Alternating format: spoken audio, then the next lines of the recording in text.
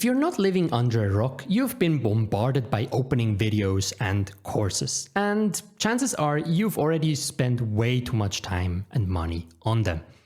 But you still are stuck, your chess doesn't improve. So why does this happen? In this video, I want to share 5 harsh truths about openings that nobody else tells you. They range from why there is absolutely no perfect chess opening to why so many opening videos are filmed and so many courses are sold. Hey, I'm Grandmaster Noel Studer, and my aim is to simplify chess improvement for the masses. And in my work, every day I see students get confused about opening study, they spend way too much time on openings, and they still are overwhelmed and have the fear of missing out. I want to change that, so let's jump right in. Harsh truth number 1. There is no perfect opening. Now, there is this myth in the chess world that if you just spend enough time, if you just watch enough YouTube videos, if you just buy enough courses, you will somehow find the perfect opening that solves all of your opening and chess problems altogether. Let me tell you, that's just marketing. That's a myth. There is no perfect opening. Now, if I compare a few openings that are commonly mentioned, for example, we get the London system, right? You play d4, you play your bishop out, you play your knight out, and you play all the time the same moves. Many people say, wow, the London system, it is the solution. Well, it is a good opening for some people, but it's not perfect.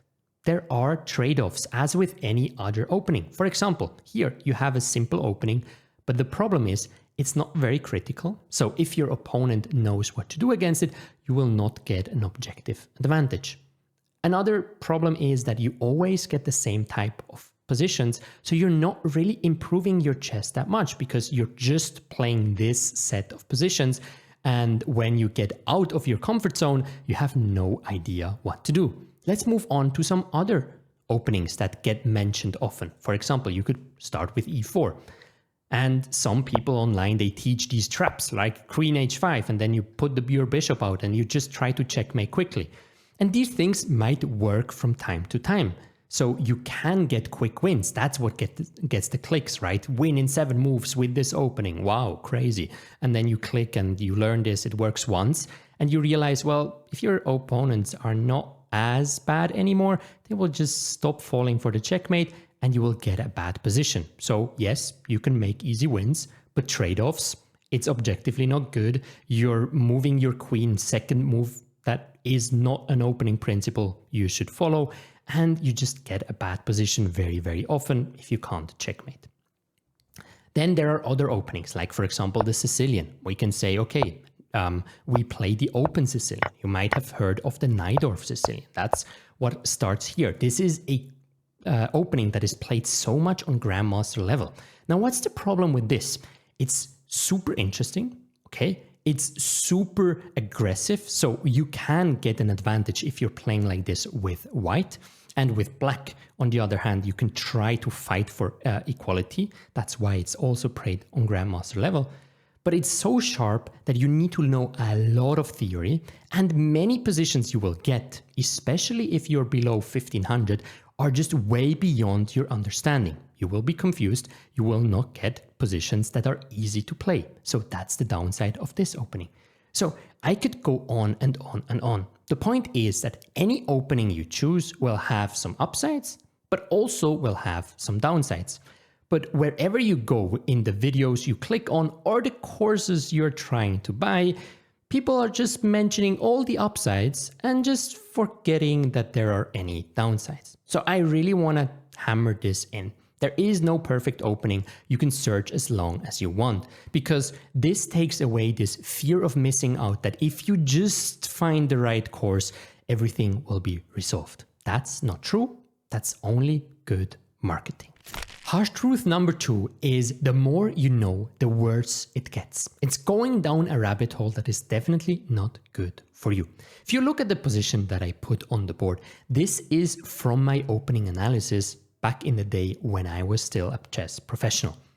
This is objectively good for white, but just look at the position. What the hell is going on? Imagine you know everything, right? So you get to this position. Now, the problem is you still have to play that position. And because this is full of grandmaster and engine opening lines, you will have absolutely no chance to play a decent game in this position if you know as far. So sometimes even knowing the objectively best line for each side will lead to a position that at some point you don't have the preparation anymore, you don't have the memorization anymore, you have to play. And these positions can be super tricky to play and just have no logic at all, right? The last move, for example, was white pushing this h pawn. You might have heard kings in front of your pawn, you shouldn't move. Well, in this line, you should, right? Another problem is that if you're knowing this far, if you look a video, if you check a course and you know this far, you will get the feeling that you have to remember this far all the time. Now, these are 17 moves. h4 is move 17. Now, good luck trying to remember that. So what do you have to do? You have to spend more time memorizing lines just to get to the point where you were already. Every week, every 2 weeks, you will need to memorize the same opening lines over and over, wasting more and more time just to get in positions that you anyway don't know how to play. And this is so important because for your chess growth, you need to play positions that are playable for your level. This position is even hard for me as a grandmaster. And if you're not rated 1500 or higher, you should play super simple, straightforward positions, open positions where you know where to develop your pieces and not stuff like that. So when you learn opening theory, the more you know, the more you need to remember. The more time you waste, the more fear you have that you forget something, the more you get into engine preparation and weird positions. And so the more you know, worse it gets. Harsh truth number 3 is memorization is useless. Now, there's so much talk about the chessable move trainer, the spaced repetition, just repeat it enough and you will memorize everything. Now, for nearly all players that are not playing professionally, memorizing their openings, as I've said already, is a waste of your time and it's absolutely useless because let's look at a line that a student of mine tried to memorize, okay? We're getting into the Caro-Kann opening. Knight is going out, d5, knight f3, move quicker because the point of the position comes later on. Captures, knight f6. So that's everything my student needs to memorize. Knight d7, bishop c4. Now the knight is coming out, attacking the queen. That's one of the first moments of memorization. The knight has to jump out. So you need to realize that this would be checkmate. So black can't take the queen. Okay, we continue memorizing. Queen goes back. Bishop is attacked. Okay, where do we go? Do we take here? No, we can't take that pawn. Okay, we somehow try to memorize. A lot of energy wasted. a4. How the heck is a4 a move? Okay, bishop out. Okay, again, difficult. Now we take because the queen can't take because of bishop takes b5. Okay, b4. Again, so many moves that don't make any sense. Knight is jumping back. a6. Knight f5. Bishop is developing. Now we trade and castle. And in this opening resource that my student looked at, this was seen as slightly better for white. So now you did all the memorization, right? It worked. That's already point number 1 that is pretty difficult. You got here. Now, why is this absolutely useless? Well, you get a position again that is super illogical to play. Look at your pieces. Why do you have the bishop on c1? Like, didn't you learn that you should push this pawn to get the bishop out? No, you have the bishop here after 16 moves, right? You're objectively speaking slightly better because you're a pawn up, but your pieces don't play, right? So now what can happen is, for example, you're playing a game, you're getting here, you know, okay, yes, I memorized everything. I got my opening. Everything is perfect, right? Your opponent is playing h5, okay? You're saying, okay, I need to develop my piece, right? I know what I'm doing. I go b3. Now, you're already losing that game. It's already basically over because black is going knight to g4, attacking this pawn on h2, threatening a checkmate. So what are you doing? Well, if you move the pawn up here, queen is coming, another checkmate. You move this pawn up, check. Oops. And you lose a rook on a1. Okay? So you say, okay, I'm not pushing g3, I'm pushing f4, right? Oops, queen d4 check, and you lose the rook. Now you've memorized 16 moves, but you have absolutely no idea why this position is good, what you should do, how to develop your pieces, and just the position again is not up for your level. A grandmaster can do that because any position you give in front of a grandmaster will be able to play decent moves. If for you it's hard to play decent moves, no matter what opening position you get, if it's slightly better, much better, whatever the engine says, doesn't matter if the position is impossible to play for you. So instead of memorizing, instead of using that useless chessable move trainer, you should actually understand the openings that you're playing. You should learn ideas. You should learn plans. Now, why does nobody share this? Because it's way harder. It's so easy for a chess player or a coach or a grandmaster to switch on the engine and say, yeah, you should play this move, play this move, play this move, play this move. Actually thinking about plans, thinking about what you can understand at home instead of just play this move, is way harder and is selling worse. So that's why everybody is mentioning just memorization, is giving you lines, is giving you stuff to remember, but it doesn't work. Harsh truth number 4. No opening will save you from blunders. Now, to understand this harsh truth, it's important to understand why grandmasters spend so much time talking and thinking about openings. Now, here is what happens in chess. When you get stronger, your opponents get stronger. So you need to find smaller edges to put pressure on your opponent. Early on, if you're a beginner, if you're just playing at your club or just starting online, you will realize your opponents will make a lot of mistakes. You don't have to put pressure on them. You just don't need to make the blunder yourself. You will win the game.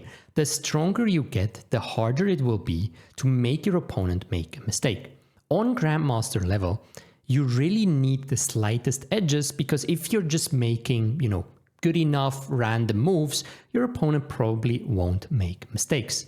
So what do we have left as grandmasters? It is to try to find openings that put pressure on our opponent, and we are super happy even with the slightest edge. If the computer is giving us like a 0.4 advantage, we're super happy because finally we can at least try to press our opponent and push them to make mistakes. This is why grandmasters need to learn a lot of opening theory, because in everything else, the levels are so equal that it's hard to win games. Now, the problem is this doesn't apply at all to you guys at home. In your games, when I look at students' games, what I see is all the time the same thing. There are blunders, there are big tactical mistakes, there are big oversights, you lose focus, you get into time trouble, and just a huge mistake from either side is usually changing the outcome of the game. So the point is, opening theory is not needed at all. As long as you make big mistakes, no matter what opening position you get, no matter how much grandmaster theory you can memorize and try to learn, it doesn't matter. If you end up blundering a piece, you could have as well played the first move a3 and the outcome of the game is exactly the same. So instead of spending so much time on openings, you should spend time on stopping your blunders, getting better actually at playing chess, at sitting there, making a good move, or at least making a decent move, not making blunders. And then when nothing else will bring you wins, you can slowly start thinking about improving your openings. That brings us to harsh truth number 5. And this is the easiest, simplest, and saddest at the same time. The real reason you see so many opening videos and courses. And the reason is capitalism. Opening courses sell well, opening videos get clicked a lot, and so they get produced a lot. It's really as simple as that. And on top of it, it's pretty easy to create opening content. You just need an opening database, you just need an engine, and then you can get going. Like once I stopped my career, I could have created like 6, 7, 8 opening courses just from all the material I already did for myself. It's super easy. I can say it's a grandmaster opening. People think it helps them and it sells super well. I know it from my experience because in the beginning of my blogging career, I was in contact with a course selling platform And I was very interested in collaborating on something non-opening, and their interest went down drastically, right? It was, well, we know opening courses sell, please do an opening course, otherwise we're not interested. And that's just the reality.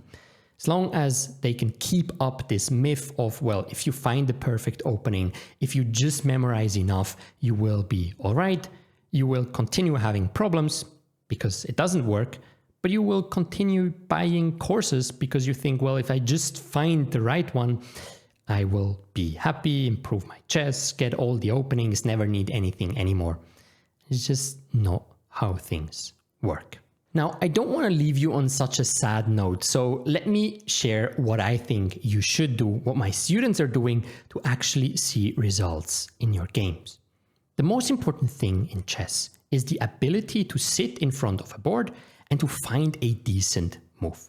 So what you should train is not memorization, is not copying someone, but actually sitting in front of a board and coming up with a move.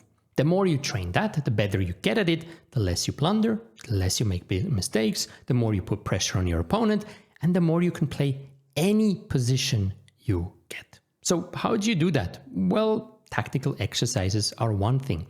Play and analyze your game. Really analyze them properly. Don't just watch somebody else teach you something, but actually interact with your own brain. When you watch a video, stop it. Think, what would I play in this moment myself? Even if you're looking at an opening video, right? Say, okay, let's stop the position. What would my move be here? And then compare it with what you see in the video. The more you use your own brain, the more you train to think on your own, the better you will get at any position. I hope you enjoyed this video on the 5 harsh truths of chess openings. That was my first video for YouTube, so I'm super happy if you leave me some comments below. Tell me what you liked, tell me what you didn't. If you did like the video, you can like and subscribe. There will be more. And put in the comments what videos you would like to see. I'm here to stay on YouTube. I want to simplify chess for everyone, and I want to uncover some of the myths that the chess world is telling and just be the no BS chess teacher here on YouTube. So see you in the next one.